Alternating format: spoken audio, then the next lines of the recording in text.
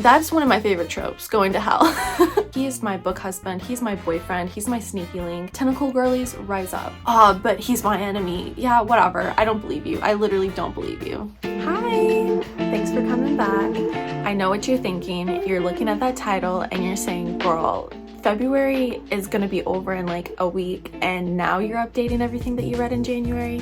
Yeah, I am, okay? That's how it's gonna be sometimes, okay? I had a good reading month in January. I read a couple duds, but I also read a lot of really good stuff that I'm really excited to talk about. So let's just get right into it. So the first book that I finished in January and the first book that I finished in 2024 was actually my first audiobook. That's crazy for me. I don't like audiobooks. I prefer reading it myself. I prefer my own voice reading it. I prefer my own head creating the imagery. But reading this book really made me a little bit more open to audiobooks in the future, let's just say that. So the first book I read in 2024 and the first book I read in January 2024 was Salt and Broom by Sharon Lynn Fisher. This book, I listened to it on the way going down to Tennessee. I went to visit some family, so it was like a 10-hour drive. I listened to this the whole way down, basically. Salt and Broom is a Jane Eyre retelling, which sign me up. I love a retelling. I love classics retelling. I love fairy tale retellings. And Jane Eyre is such a cool story anyway. Like, I'm surprised I haven't read more Jane Eyre retellings at this point. My qualm with this book though is that the main character's name is Jane Eyre. Like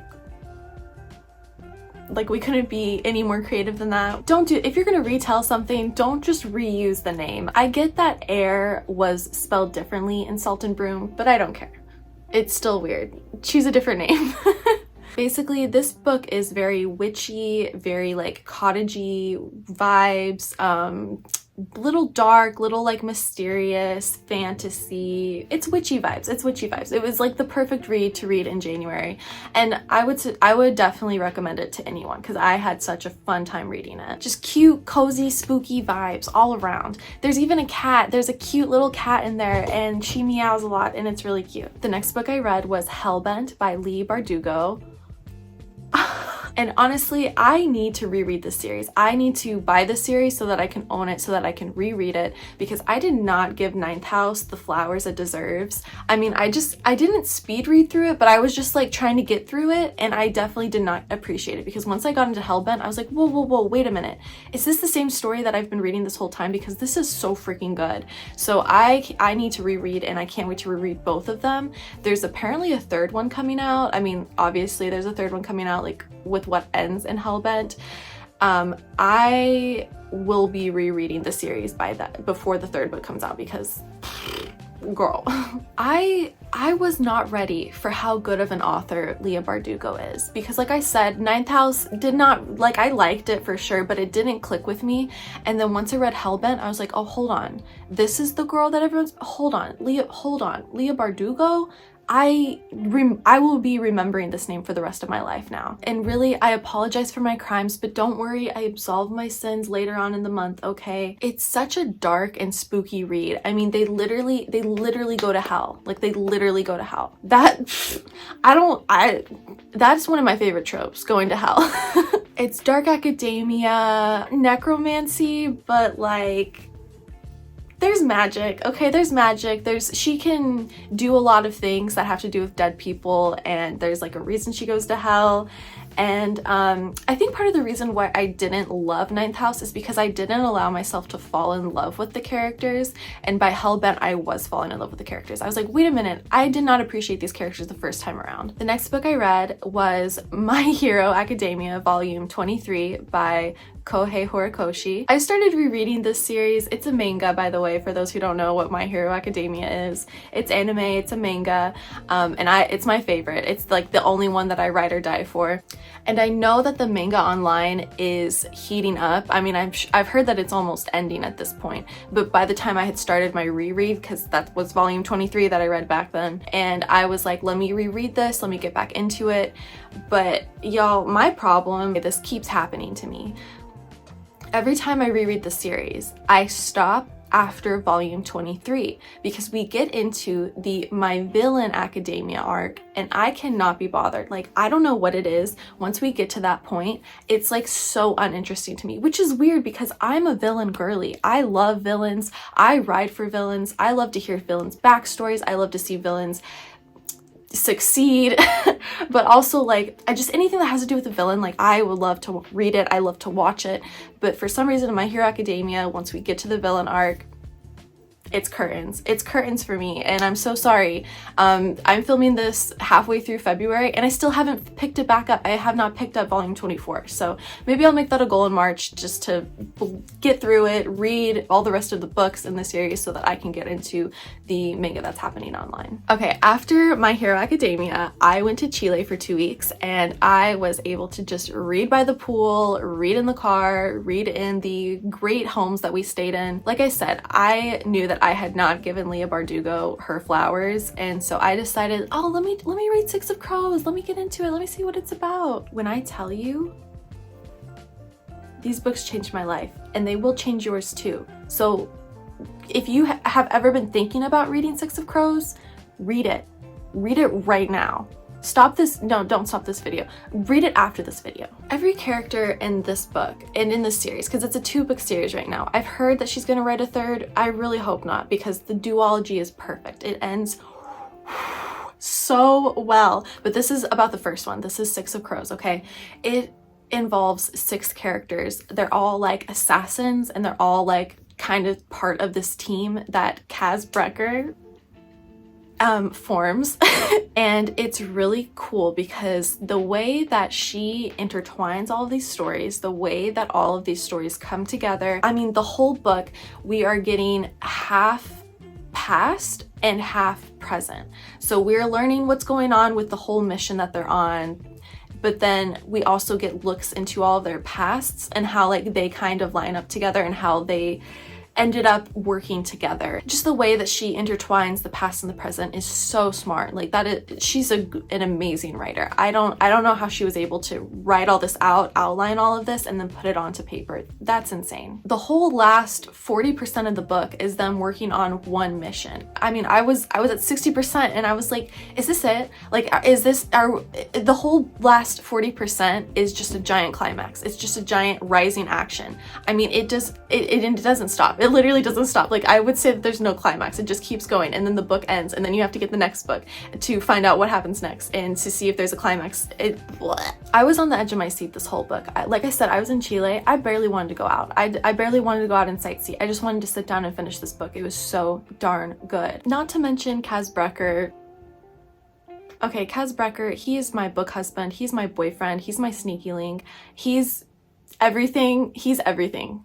Everything to me. I never thought that I would feel like this about a male character again, now that I am over the age of puberty, but no, it's still here. It's still here. The next book I read was A Study in Drowning by Ava Reid, and I read The Wolf and the Woodsman from her last year, and I liked it. I definitely remember liking it, but I could not give you a synopsis. I could not tell you what this book was about. I did not give her the flowers that she deserved. I was just like, oh yeah, fun book. I mainly read it so that I could understand her writing style before I read her better books like A Study in Drowning and Juniper and Thorn. So now I want to go back and reread The Wolf and the Woodsman, but this is about A Study in Drowning. As soon as I finished this, I knew I had to jump into her next book. I could not believe how good of a writer she is and how well she writes her female characters. They are so relatable in so many different ways. I mean, they're like not afraid to be weak, okay? Which to me, like a lot of her reactions and the way that she feels about things was totally normal, but I'm so used to reading these books where like the heroine is like the hardest, like the baddest badass of all time. She saves the boy, she saves the day, and Ava Reid writes her female characters so not afraid to be emotional, not afraid to show weakness. It was so refreshing for me to read. And her writing is so beautiful. It's just so clear, everything that she's trying to depict in her books. For A Study in Drowning, it's really a gloomy ocean, think like dark blue, dark green vibes. It's a stormy day. The whole book is a stormy day. So basically, for Study in Drowning, women are not allowed to study literature. So this girl who wants to study literature, she decides to go to the architecture college because she's like, might as well go to something. And she gets chosen to redesign this house for an author who is like the most famous author in their world. He wrote this book of fairy tales. Basically, this book of fairy tales, it's like a book of fairy tales and legends, and everyone in the world treats it as their Bible. It's like it's the Bible basically of this world. And she gets chosen to redesign his home. So she goes to the home, and it's just like, it's there on the edge of the ocean. Think of a series of unfortunate events, The Wide Window. Think of like how that house was on just the tiniest little wooden stilts right above the ocean. That's what this house is like. It's like the basement is always flooded, and there's like a huge storm coming in all the time. So it's just very like, you'll want to curl up with this book with a hot drink in a blanket with a heater on. It's a very cold book, but the way that she just, like I said, her female characters are just so important to me. I really, really loved her writing here. And I knew that I had to read absolutely everything that she puts out once I read this. Trigger warning, for all of her books, it seems there is a sense of sexual assault. There's never any on the page assault, but it's definitely like in her mind. And the way that she like weaves it into the story, it's quick to miss, but like it is there, okay? So after I read the genius that was The Six of Crows and A Study in Drowning, I decided to take a little break. I thought, let me read something quick and fun that will be so easy to read. And so I decided to finish the Vicious Lost Boys series, which is on Kindle Unlimited. And yeah, there's a reason it's on Kindle Unlimited, okay? If you don't know what this series is, good for you. This series, and I plan to go into this series for you guys, okay? I plan a whole video explaining every book in the series, so I'm not gonna get into it now, but it's basically Peter Pan smut, okay? Don't get excited. It's not good. It's not good. I had read the first 2 books before this, and I thought, let me just finish the series. Let me read the last 2 books. Y'all. So I read Their Vicious Darling and The Fae Princes, and it's by Nikki St. Crow. No, I didn't like it. The first book was fun, sure. The second book had a really interesting element with the Never Tree, okay? Tentacle girlies, rise up. But as the books go on, like the smut, it's too hard for me, okay? It's too, like, once they start biting your breast until you bleed, no, I'm exiting out. That's not hot to me anymore. I am a fan, however. It's like a reverse harem trope, and I can't lie and say I don't love that. I do love that. So like, it's like it fits boxes, but then it definitely does not fit other boxes. So just look out for my in-depth video about it. It should be coming next month. I'm excited to give that to you guys. The problem with the last 2 books in the series are it's so plot heavy. They are so plot heavy. There's no more like sex scenes on every chapter. It's just like, oh, let's pick up the story that we started with the first 2 books. So I didn't care. I was literally begging for each chapter to be a sex scene because that's how much plot was in these books, and the way that I did not care about any of the characters, I did not care about the plot progressing, I did not care about the baddie. No. So reading those books right after Six of Crows and A Study in Drowning was a mistake. So I thought, you know what, screw it, let's go back to the roots. So then I read Crooked Kingdom by Leah Bardugo, which is the second book in the Six of Crows duology. It honestly was a reward. It was a reward to read this after finishing the Vicious Lost Boys series. And let me tell you, like I said, I was screaming. I was screaming my head off by the time I finished the first book, by the time I finished Six of Crows. With Kaz dropping the ball like that, like, I could not, I felt everything that he felt when he did that, and it boiled my blood. I could not wait to get into this book. I could not wait to see what was going to happen next. And this is sincerely one of my favorite book series. I have maybe 3 favorite book series, okay? Hunger Games, the Hunger Games, the Poppy War series, and then the Six of Crows series. Perfectly crafted, beautifully written. these are the kind of books that I dream about rereading when I'm reading something shitty. It's literally, it's the same thing. It's a group of scrappy assassins doing what they all do best, okay? They all have their own talents, but they all have their own weaknesses too, and the weaknesses get exploited, but then their strengths help them oh my gosh, like just read this series. I'm so serious right now. I'm so serious. Read this series if you want a good book to read. And again, I was so impressed with Leigh Bardugo's writing. Her ability to weave 6 different people's different stories into these books. She's so good. And I am so happy to read anything that she writes after this. And then the ending, don't even look at me. Don't even look at me. Literally the most perfect ending. The most perfect ending. And I'm going to say something spoilery right here. Please go to this timestamp if you do not want any of this spoiled. Please, please, please, please, please. Okay. I love anti-endings. I love an ending where they don't get together. I love an ending where it's so clear what they want and what their motivation is, and then the author does not force romance upon them. Like, that's such smart writing to me, because that's you being so aware of your characters and not just giving into the, oh, well, of course they end up together. Why wouldn't they end up together? They clearly like each other. No, because the things that they want are so much more than a boy or a girl. So I love when an ending is open-ended and they got what they want and it doesn't necessarily mean each other. After I finished the Six of Crows duology, I read Juniper and Thorn by Ava Reid. And actually I read this in conjunction with Crooked Kingdoms because I was so excited to get into both of these books. I was so excited to get back into Leigh Bardugo's mind, and I was so excited to get back into Ava Reid's mind. Juniper and Thorn is her best. It's her best. Again, trigger warning for this one, sexual assault. It is a little more understanding than in A Study in Drowning. In A Study in Drowning, it could definitely go over your head what had happened, but in Juniper and Thorn, it is explained a little bit more. I loved how fantastical the imagery was for Juniper and Thorn.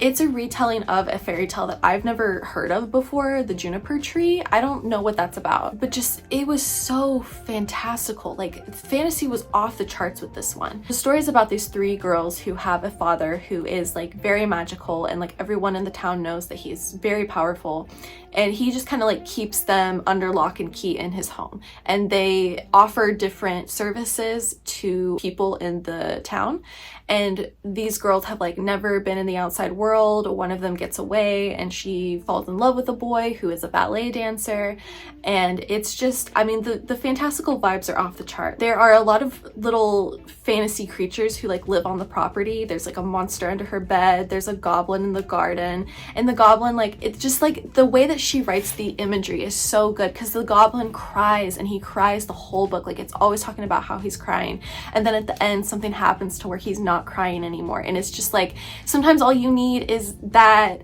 love and like acceptance of who you are to no longer be crying, you know? It's just like little symbolism is in the book, and it's just so good. I don't think it's heavy-handed at all. I think that she does such a good job of just keeping you interested, and just her writing is so good, y'all. The twist at the end was so good. I don't care if I saw it coming. It was so grotesque. Like, it made my stomach hurt. Her father has a curse on him where he can never get full, so throughout the book he eats and he eats, and it's just so gross. It's like, I felt it, I could hear it, I could see it in my mind how full he would get himself, but he would never be satiated.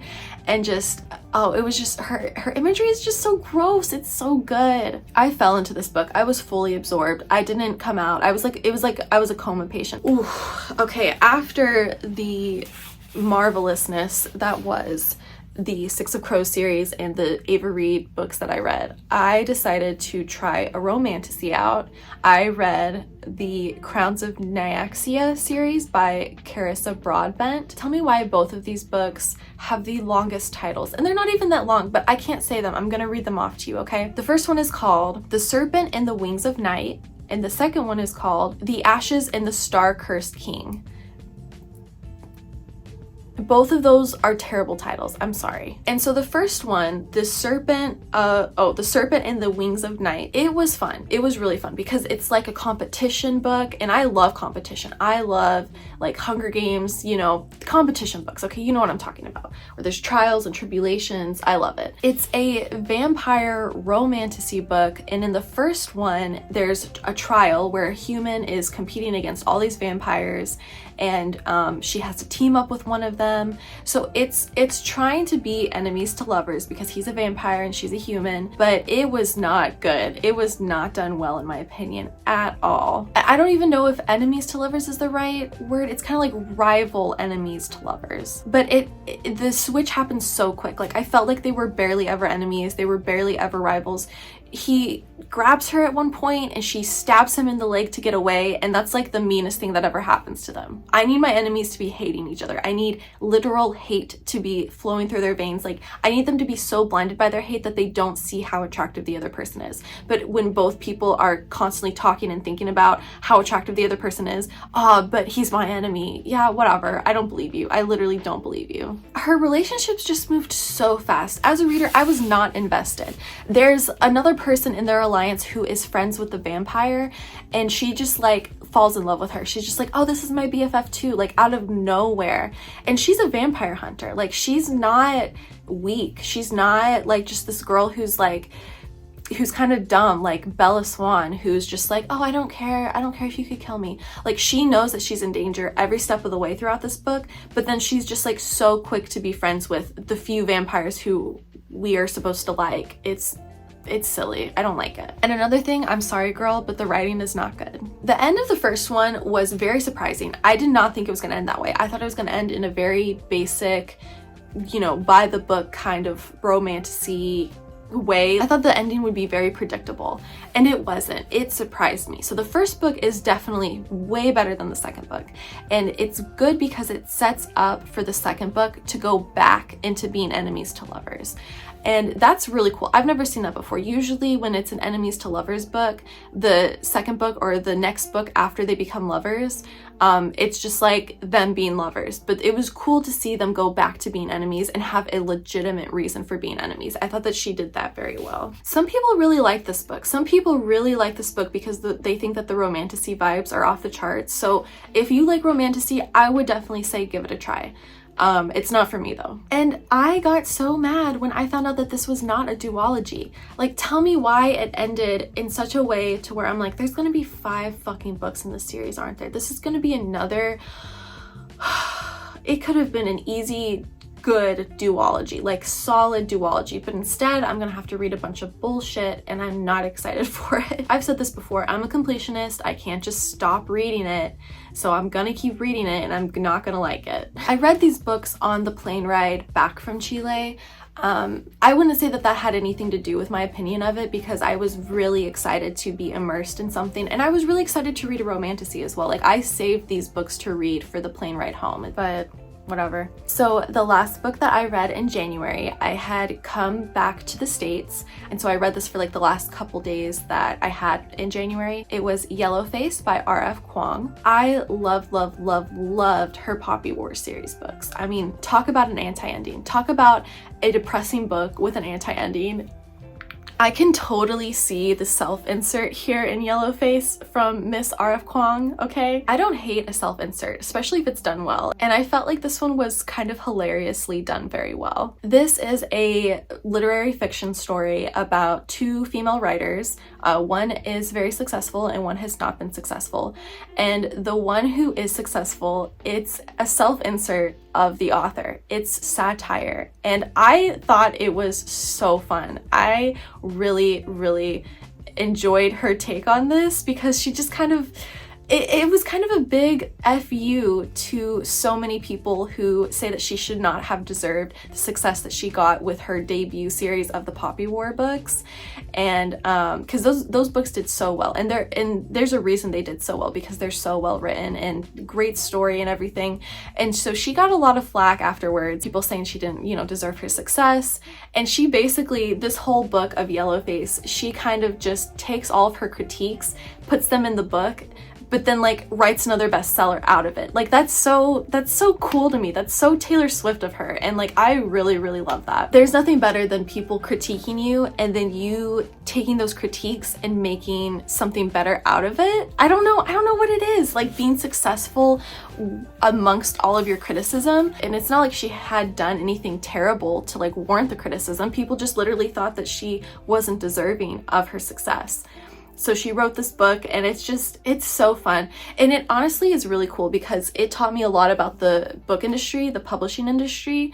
And I'm sure that it's not like the best reference for the publishing industry, but I also think it's a really real and raw look into the book industry and the publishing industry. One thing I will say is there is a really good analysis of this book on YouTube from the creator with Cindy. I'm sure you've heard of her. She's so fun, and I really love her videos.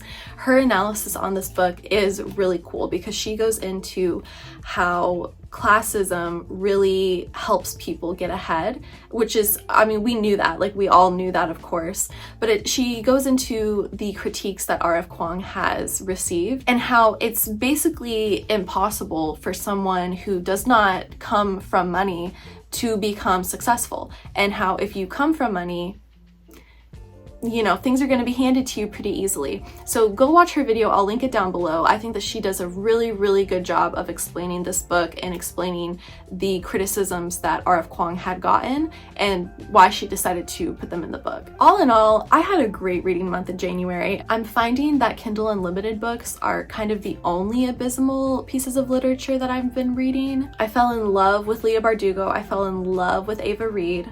And I am begging on my knees for an ARC of Lady Macbeth by Ava Reid, which is her next book to come out. So if you could please subscribe and follow me on my social medias so that I could be deemed worthy enough of such a golden gift, I would be forever grateful. All right, see you guys in my next one. Love ya, bye.